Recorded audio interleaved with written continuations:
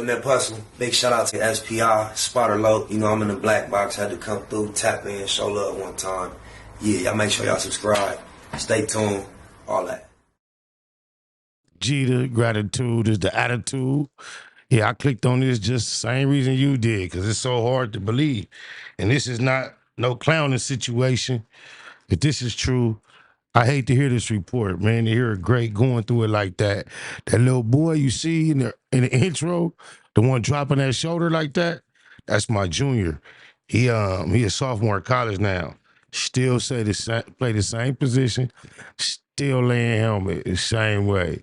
Oh my. With no further ado, let's see what they say the TBE has been up to. Why has it always come to money? Why not? I mean, everything you got on costs money. Everything you do costs money. Is that how you measure your success? No. I'm loyal and honest. Money don't make me, I make money. In the world of boxing, Floyd Mayweather was more than a fighter. He was a walking empire. Undefeated in the ring, unstoppable outside it, or so it seemed. With over $1 billion in career earnings, luxury cars, private jets, and diamond watches, Mayweather sold the world an image of endless wealth. But behind the flash, cracks were quietly forming. In 2018, he promoted a crypto company later exposed as a $32 million scam. By 2022, its founders were in prison. Mayweather paid a six-figure fine and walked away. But that was just the beginning. From shady real estate claims and unpaid taxes to lawsuits over exhibition fights, Mayweather's money brand is now under fire. No bankruptcy has been declared, but insiders say the empire is unstable. How did one of the richest athletes in history become a financial mystery? This is the story of how Floyd Mayweather's carefully built image of wealth, power, and control is now being questioned. And the more we dig, the more unsettling the truth becomes. I love to see a black man falling off, fail, or doing bad. Floyd Mayweather didn't just win fights, he built a lifestyle brand. From the start, he understood that boxing alone wasn't enough to keep him rich forever. So he turned his victories into headlines and his headlines into business. Over the years, he earned more than $1.1 billion, not just through punches, but through clever planning and showmanship. His fights against Manny Pacquiao and Conor McGregor alone brought in hundreds of millions. But what made Mayweather different wasn't just the money, it was how he used it. He made his wealth part of the performance. Every time he showed off a private jet, an $18 million watch, or stacks of cash on Instagram, he was reinforcing the image that he was the king of money. This wasn't just bragging. It was a business. He built Mayweather Promotions to control his fights and collect a cut from other fighters too. His persona, Money Mayweather, became a product the world couldn't stop watching. To his fans, he was untouchable, undefeated, and unstoppable. But behind that image, there were signs that things weren't as solid as they seemed. He invested in flashy assets, mansions, exotic cars, a strip club, and even a roller rink. On the surface, it looked like smart diversification, but beneath the surface, many of these assets weren't appreciating in value. Some weren't even fully paid off. The lifestyle was glamorous, but it came with heavy costs, both financial and personal. Mayweather had created a powerful brand, but the more he invested in the image, the more he had to protect it. That meant never showing weakness, never admitting struggle. And that's where the problem started. The signs were subtle at first. A tax lien here, a lawsuit there. But as time passed, the cracks in Floyd Mayweather's empire became harder to ignore. In 2015, the IRS filed a lien against him for $22.2 million in unpaid taxes. This was during the same period when he claimed to be retired and living stress-free. To the public, it looked like a rich man enjoying life. But behind the scenes, there was a growing list of bills and legal obligations that weren't being met. His Beverly Hills mansion, bought for over $25 million, sat on the market for years, unsold despite a listing price nearly double what he paid. His watch collection was worth millions, but luxury items lose value quickly. His cars, Rolls-Royces, Ferraris, and Bugattis, required constant expensive maintenance. And although Mayweather claimed to own everything, many of his high-priced items may have been leased or financed. The difference between ownership and image was becoming blurry. At the same time, there were lawsuits over unpaid jewelry, disputes with business partners, and growing concerns about his actual liquid cash. Being worth hundreds of millions is one thing. Having access to that money is another. Mayweather continued to show off his lifestyle on social media, but experts began asking tough questions. Was he actually as rich as he claimed? Or was he simply borrowing against his name, spending fast to keep up appearances?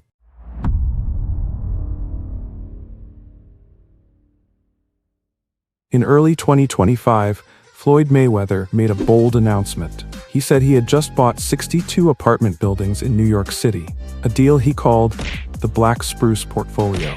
He told Jimmy Fallon on live television, "Man, this dude ain't gonna never be out here homeless, bumming, begging, broke, looking for work. I bet you that." that he owned over 100 buildings, most of them in New York. The deal was supposedly worth $42 million. It sounded like a major business move, one that could reshape his image as more than just a flashy spender. But then something strange happened. Reporters started digging and couldn't find any proof the deal existed. In New York City, real estate transactions leave a public paper trail, but there was no record of any of the buildings changing hands. No sales, no title transfers, no mortgage filings, not even a hint that the properties had been sold to anyone connected to Mayweather. Even the NYC Housing Partnership, which works closely with affordable housing sites, said they were never informed of such a massive sale. Mayweather's team stayed quiet at first. Then, when pressure mounted, they suggested that maybe the deal had been done through shell companies. But if that were true, records would still exist under different names. They refused to release those names. That raised even more suspicion. The real estate world isn't kind to false claims. And soon, doubts began spreading. Some experts guessed he may have invested in a portion of the deal, not bought it outright. Others thought it was just smoke and mirrors to protect his brand. The most public blow came when 50 Cent mocked him on Instagram, calling out the missing proof. What was meant to be a power move turned into a credibility problem. Real estate deals of this size don't just disappear. And for someone who built his image on financial dominance, failing to show receipts was damaging. The Black Spruce portfolio became a symbol of either the size of Mayweather's empire or the size of the illusion. In 2017, Floyd Mayweather stepped into a new kind of ring: cryptocurrency.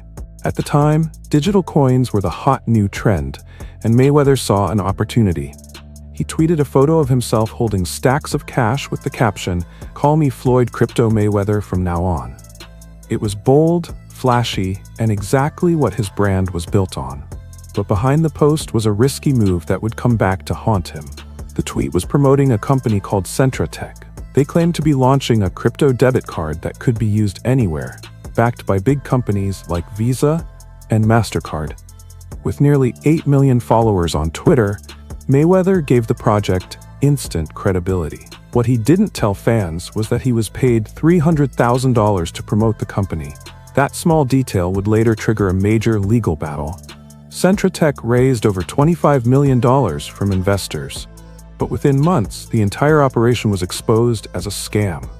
The company had no real partnerships, no working technology, and even fake executive profiles on its website. The SEC launched an investigation, and the founders were later convicted of fraud. Mayweather, along with music producer DJ Khaled, was caught up in the fallout. Boy, he lucky he skated out of that one. Both had failed to disclose that they were being paid to promote the project. It wasn't just a violation of trust, it was a violation of securities law. In 2018, Mayweather settled with the SEC. He paid over $600,000 in fines and agreed to a 3-year ban from promoting any securities. It was a quiet ending to a very loud mistake. And while Mayweather didn't face jail time, the damage was done. His reputation took a hit. Fans and financial experts began to question his judgment. Was he chasing easy money? Was he being reckless with his brand? The crypto scam showed that even someone who seemed untouchable could be used and could make mistakes that cost millions.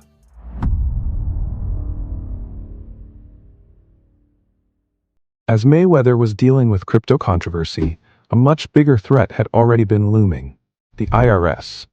In 2015, the U.S. government filed a lien claiming Mayweather owed more than $22 million in unpaid taxes.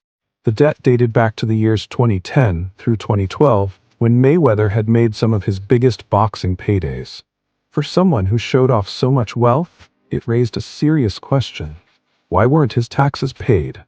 Mayweather's team said he had made payments over time but hadn't cleared the full amount. That tax bill, some believe, was what pulled him out of retirement. After his 2015 fight against Manny Pacquiao, he had insisted he was done with boxing. But 2 years later, in 2017, he stepped back into the ring to face Conor McGregor, a fight that earned him around $275 million. It was one of the biggest paydays in boxing history, and it came right when he needed money the most. That fight cleared the IRS lien, but it didn't fix the deeper problem. Mayweather's spending habits were massive. His Beverly Hills mansion alone came with nearly $300,000 in yearly property taxes. His car collection cost millions to maintain. Luxury watches, jets, gambling, all of it added up. And when the boxing checks stopped coming regularly, the money didn't last the same way. What the tax issues revealed was that Mayweather's wealth depended on activity. He had to fight, promote, or invest to keep the cash flowing. And when he wasn't doing those things, the empire started showing cracks. The IRS filing was a turning point. It forced him to reveal that even the man who called himself the best ever couldn't avoid financial pressure, and it hinted that behind the money image was a man who may have been living on the edge.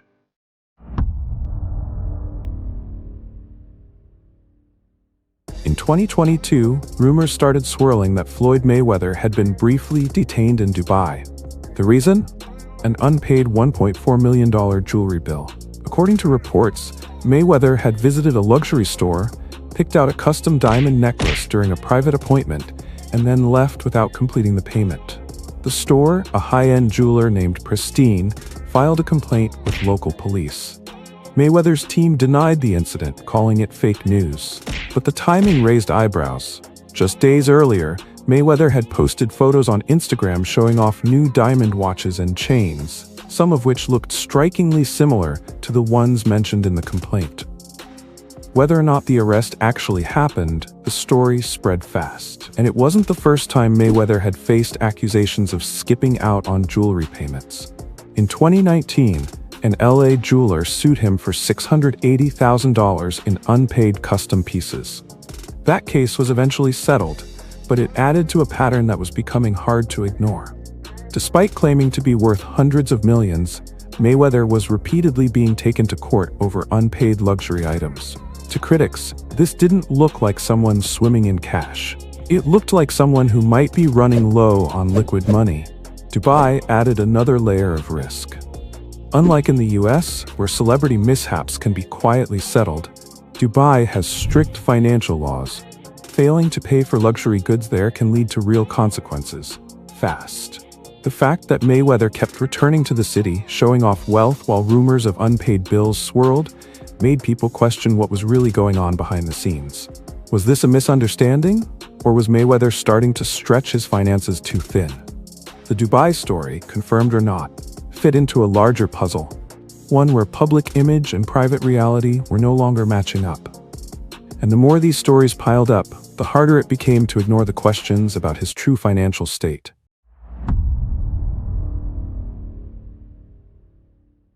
After the McGregor fight, many thought Floyd Mayweather would finally retire for good.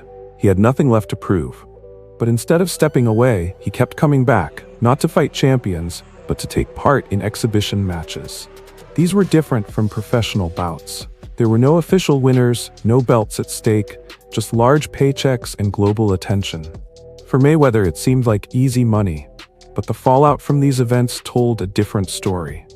In 2021, he fought Logan Paul, a YouTuber with no professional boxing wins.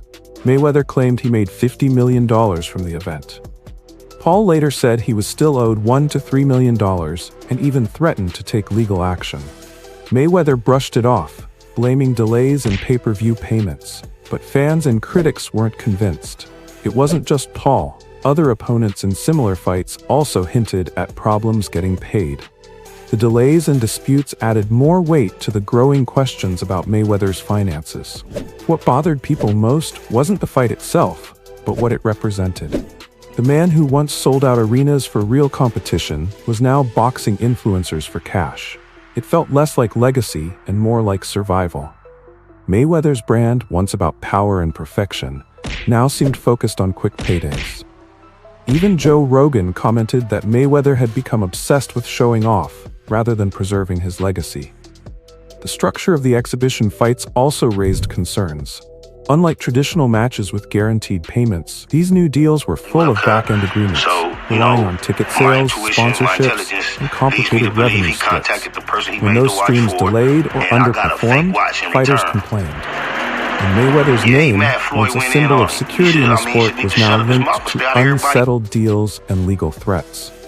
While these exhibitions may have earned him another $200 million or more, the cost to his image was real. The world saw a man trying to hold on to a lifestyle, not a champion walking away at the top. Each new fight seemed to chip away at the mystique he spent years building. As the controversies piled up, from the crypto fallout to jewelry lawsuits and exhibition payment delays, a bigger picture began to form. It was no longer about one mistake or one lawsuit. It was about the growing gap between what Floyd Mayweather showed the world and what the records actually proved. Take the $42 million Motherfuckers probably need to stop pocket watching so hard. Oh, wow. real estate deal, for example. Months after the announcement, there were still no property records showing any transfer. Real estate insiders said that deals of that size don't happen in secret. Mayweather's team refused to release documents, and journalists found nothing in public databases. When he appeared at a real estate event in New York to promote his portfolio, he didn't present any new evidence. It only raised more questions. Then there was the IRS lien, which proved he hadn't paid taxes on some of his biggest paydays. The SEC fines showed he had promoted a scam without telling fans he was paid. The jewelry disputes in both the US and Dubai suggested liquidity issues. Even the delayed payments to opponents hinted at a cash flow problem. And still, on social media, Mayweather continued to post the same images: private jets, diamond watches, and stacks of cash. But the illusion was starting to crack. Experts explain that wealth isn't just about what you show. It's about what you own, what you owe, and what you can prove. In Mayweather's case, the paper trail didn't match the performance. For years, he had sold the world a version of himself that appeared unstoppable. But now, the missing receipts were telling another story. He had built an empire on image. And once the public began to see through it, the strength of that image started to fade. The illusion of endless wealth is powerful. But eventually, reality always catches up. Floyd Mayweather remains undefeated in the ring. No one can take away his boxing record. But outside the ring, the story is far more complicated. Despite everything, no bankruptcy has been filed, no court has declared him broke. He still travels, still posts photos of luxury, and still insists he's doing just fine. But the questions haven't gone away. What we do know is this: he paid fines to the IRS and the SEC. He was involved. Keyword is paid. He paid because he's paid. In a crypto scandal that scammed investors. He was sued over unpaid jewelry and faced accusations of delaying payments from his exhibition fights. And the $42 million real estate claim? Still unverified. Over time, these events created a pattern. One that suggests a man working hard to keep up a powerful image, even if the numbers behind it don't always add up. It's possible Mayweather is still incredibly wealthy. He may have hidden assets, private investments, and earnings the public doesn't see. But it's also possible he's spending faster than he's earning. That behind every photo of luxury is a reality of debt, lawsuits, or obligations that are catching up. The truth might be somewhere in between. What's clear is that Floyd Mayweather was a master of branding. He turned a career in boxing into a billion-dollar myth. But myths only last as long as people believe in them. And now, more than ever, people are starting to ask, is he the best ever? Or just the best at selling the dream? The story of Floyd Mayweather is no longer just about wins and belts. It's about money, image, and control. And whether he's a financial genius or simply great at hiding the truth, one thing is certain: Floyd Mayweather's legacy will be debated long after the final bell. If you thought Floyd Mayweather's money empire was wild, wait till you see how Kylie Jenner's billion-dollar beauty brand came crashing down.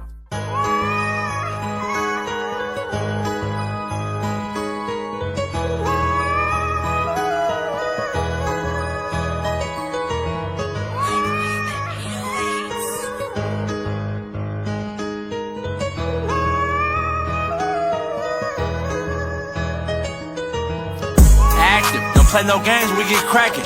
We ball, we be shooting and passing, nigga. We stand tall like what's happening, nigga. We don't never do no lacking, nigga. What's happening, nigga? Active, don't play no games, we get cracking. We ball, we be shooting and passing, nigga. We stand tall like what's happening, nigga. We don't never do no lacking, nigga. What's happening, nigga? It ain't no I in the word team, we got us. It ain't too much, but I promise it's gonna be enough. Knock 'em down like duck hunt. Niggas know what time we on, or you a fly ass nigga? Well, it's the no fly zone. I used to care about that bitch until she did me wrong. And had a nigga like me, bitch, I was your backbone. A gang of bitches in my contacts, I'm back on. Mafia alone, mafia strong, I put the max on. We still steppin', mafia loyal to all the troops, and we still reppin'. Nigga, blame it on my roots, no question. So if you need me, I'ma pull through. And if I had to call the games, the niggas pulling up too. Riders like Infant G and Tiny MD. Big Dub, Tiny Dub, can't forget Big G. Baby G, Big Slim, always chunkin', Big M's. Lil Mac down my bro, can't forget about him. Active, don't play no games, we get cracking. We ball, we be shooting and passing, nigga. We stand tall like what's happening, nigga. We don't never do no lacking, nigga. What's happening, nigga? Active, don't play no games, we get cracking. We ball, we be shooting and passing, nigga. We stand tall like what's happening, nigga. We don't never do no lacking, nigga. What's happening, I'm a man of my word, ain't going back and forth with none of you nerds. Been on them blocks, hanging out on them curves. This shit ain't new to me. Bang like Shaq in the paint. What they gonna do with me? These niggas try their hardest to rap. I do this shit with ease, raised by G's, like Rooster and Uncle Freeze. I was like 15, shooting dice on my knees off the porch. Hanging with bangers, fuck playing sports. But shit, we full court pressing, get them off the court. Stand up nigga, squabbling, I blame triggers. Gotta prove shit to none of you niggas on my soul. I'm hands on. The homies whipped him, he was in the wrong. Shoot at us, we shoot back, I call that ping pong. Mafia strong, I can't tell you when this shit gon' end. But for the moment in time being, I'm all in, shoot 10. The homies know I'm down to hang with him, bang with him, and ain't gon' change. I'm that same nigga. Active, don't play no games, we get cracking. We ball, we be shooting and passing, nigga. We stand tall like what's happening, nigga. We don't never do no lacking, nigga. What's happening, nigga? Active, don't play no games, we get cracking. We ball, we be shooting and passing, nigga. We stand tall like what's happening, nigga. We don't never do no lacking, nigga. What's happening, nigga? Yeah, that, active, nigga. Pretty Tiny Max, yeah, that. Double M gang. A to the A to the A. Yeah, that.